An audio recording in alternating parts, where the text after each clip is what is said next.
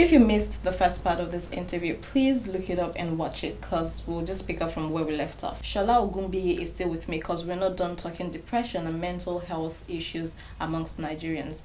Now, common knowledge is that we can't control what people do to us, but it is totally up to us if and how we choose to react.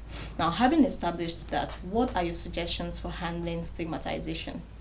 Okay, I think I mentioned earlier that we need to be socially conscious. So, for example, we need to be very cautious of what we say to people. We need to be careful of the kind of conversations or comments that we pass. Like comments like, you're a man up, don't cry, you're a baby. I mean, those kind of things are logical reactions that human beings happen to face regardless of whether you're a man grown up or a baby. Or baby. So they're genuine feelings. Yeah, exactly. Yeah. So it shouldn't be like, because when we have the ideology, we tend to cage people into ways they shouldn't feel or should feel. And I mean, you're human, so like we need to be socially conscious of what we say, either a tweet, whether it's in person. We just need to be very cautious. And then also as an individual, you also need to like someone described the scenario someone described it was that you dress yourself up on the exterior, you also have to dress your mind. So you have to constantly relearn, unlearn some things, speak yourself, like pep talks work.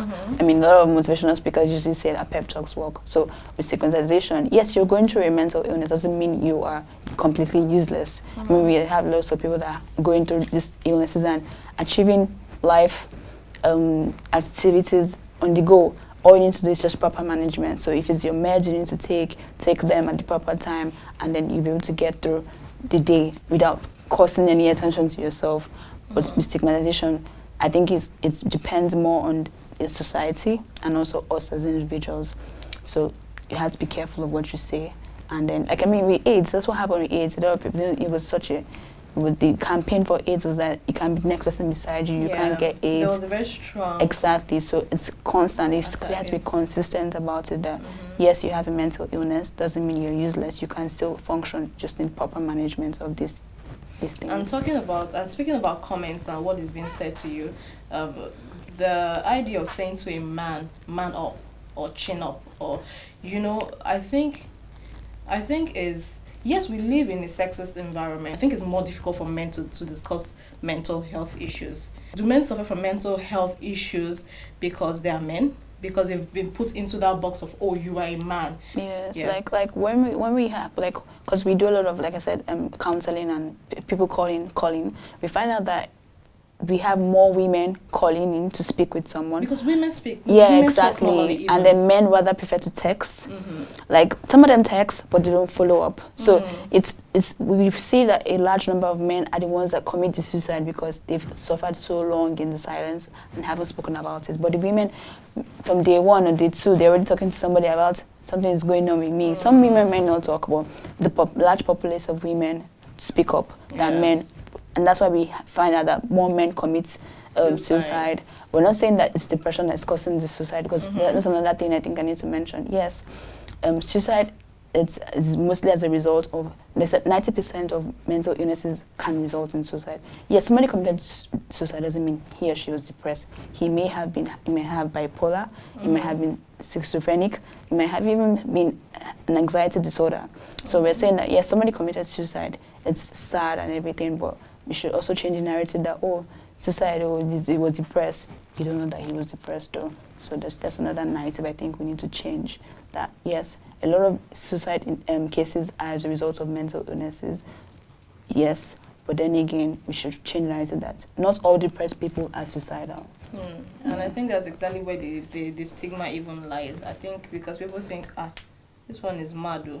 But when you just say, okay, I don't think I'm normal, or do I sound crazy? When I think another thing. Just okay, like.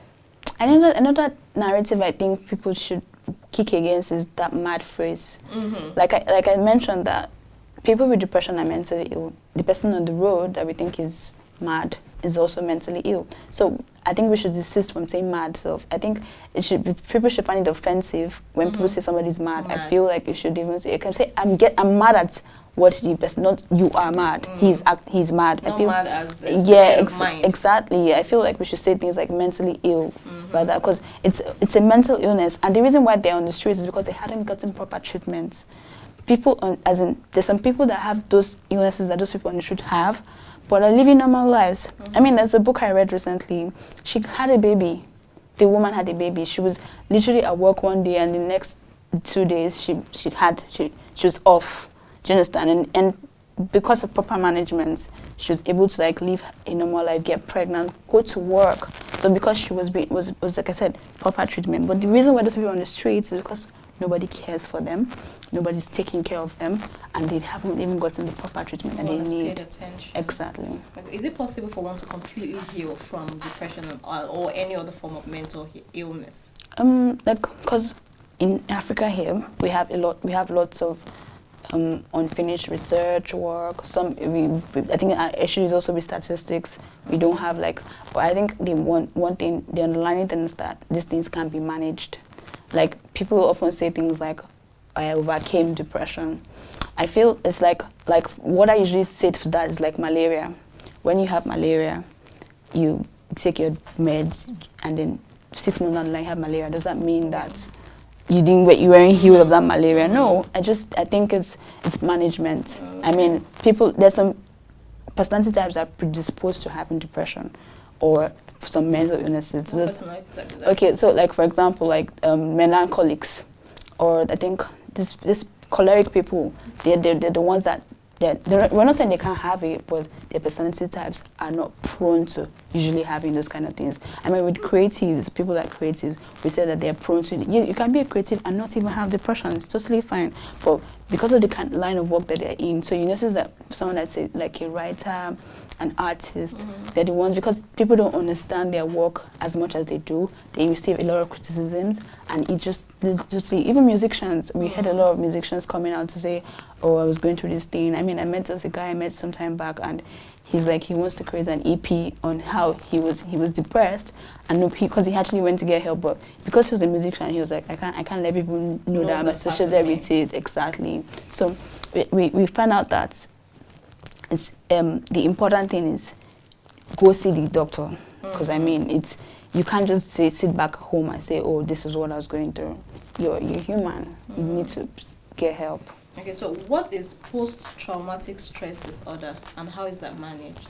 Okay, so post-traumatic stress disorder, like you said, is PTSD, and it's like the after effect of a traumatic event.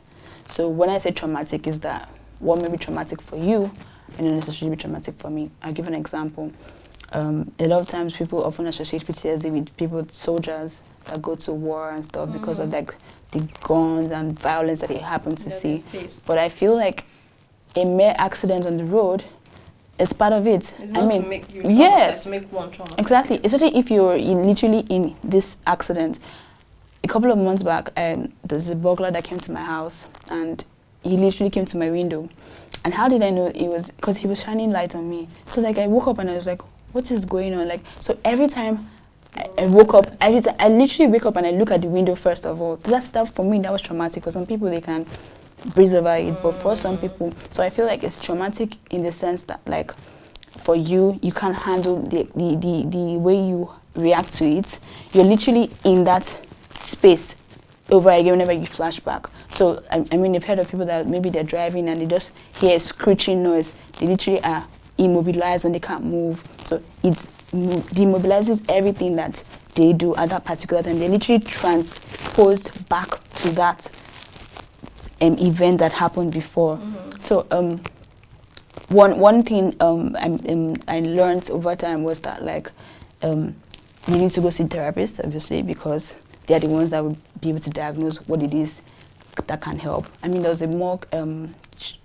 a treatment that one of the psychologists mentioned one time, that you had to put the person in the situation over and over again. I was like, doesn't that now make the person? It's like, no, that's the thing. The thing is that, you know, the way you feel it is just one-off. But when you're constantly in that state, you don't feel as, like, for example, maybe you see a burglar every time. The reaction you get is not as intense as the first time. So that's what he was saying. Is that a good thing? Well, that's the different treatment methods. Okay. So for some people, they may need that. So, because I was like, so what happens to rape victims, for example?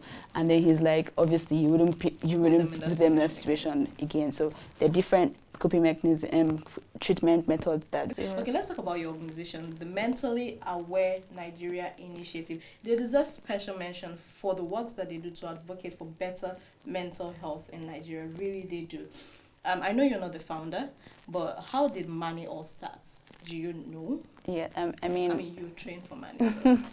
Okay, so Victor Ugo is the founder of Mentally Aware Nigeria Initiative, and then, I mean, he mentioned some time back that what started his passion for mental health advocacy was that as he was practicing as a doctor, and then he realized that a lot of people were shying away from. Is he a psychiatrist? No, he's not. It's not. He's a medical doctor. Okay. But he didn't specialize in psychiatry. So he was that a lot of people were shying away from psychiatry because they felt it wasn't as lucrative as it should be in Nigeria. And then there's also a brain drain that a lot of doctors are just moving out of the country. And then he realized it's rampant because a lot of people are going through things. I mean, he has even mentioned that he has gone through a mental illness before. So he wanted to help people. So he came in contact with a couple of other like-minded young individuals, because Mani is a non-profit organization that is run by young-minded people. So these people came together, said to register the organization rather, and then we've been on for 2 years, and we've averted over 5,000 suicide interventions. So much. Like we get a minimum of 15 calls a day from our hotlines because people are constantly calling to speak on behalf of a friend, or just call to like seek help for themselves or their kids. Because I mean, like I said, some parents are aware now that some children are. We've gone to schools, we've gone to organizations, because that's what I do too. We go to schools and we hear a lot of parents say things like, okay, I think you should speak with my child. I don't know what he or she's going through. Maybe he'll be better able to relate to you since you're young. And I think it's because the demographic is young adults and also the elderly. Because we're more relatable, like you rather find people talking to me and in school than their guidance and counselor teacher, because they feel this man is going to look at me funny if I tell her the kind of things I've been doing, this kind of thing. So I mean, it's been a really heartwarming experience as long as we have been with them, and I'm glad that we're making an impact, and I hope that we continue. People get to be more aware, because that's what we're saying. People should be socially conscious. People should reduce the stigma, because you having a mental illness is not the end of your life. You can be productive, you can do stuff regardless of whatever it is you're diagnosed with. Yeah, I can see Mani is doing a lot as per sensitization and creating awareness. But may I ask also, what is Mani doing as regards ending stigmatization? Because that's the underlying factor that is really key. Because if people don't feel comfortable to come out and speak, trust me, they won't. So every month, regarding your last question, every month we have a new theme for like every month. So like some months, like there's a month we did depression, there's a month we did anxiety. So basically, also answering this first question you mentioned, how we're creating awareness with the social media platforms. So we're using short, catchy images that you can basically read what it is this illness is about, maybe how many people it's affecting, the age bracket it affects, statistics. Because a lot of people don't even have time to sit down to actually read all these things. So it's just in your face, like bullet points on our blog, on our website. That's what we're doing. And then also we're creating a platform that, because we also have like the Stigma Zero podcast and Stigma Zero YouTube channels. Some people don't want to come in person to talk to you, but they want to speak. So with the podcast, you just hear voices, you don't see these people's faces. Okay. So we're creating like a platform that people can actually come speak with us. And I mentioned earlier also about counselors. Some people don't even get to meet them, and that's fine for them. So they don't get to even put a face to who they're speaking with, because people are more, what's the word now? Are more like comfortable with people that they don't know. Like you find that your friend might be going through something, but they'd rather speak to a total stranger, because they don't want the judgment that comes with it, you being their friend. So that's what those are the means we're using basically. And then we're also going to have an app. There's a mobile app that we're going to launch in a couple of months that's going to like connect you with like counselors wherever you are in the country.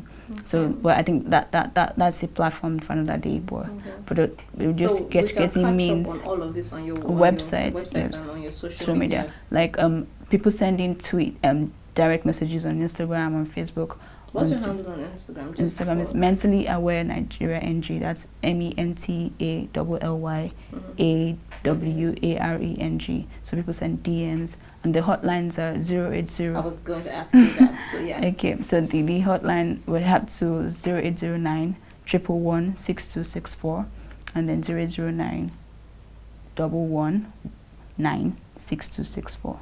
Let me say that again, I think. Okay. 0809 1119 6264 and 009 111 6264.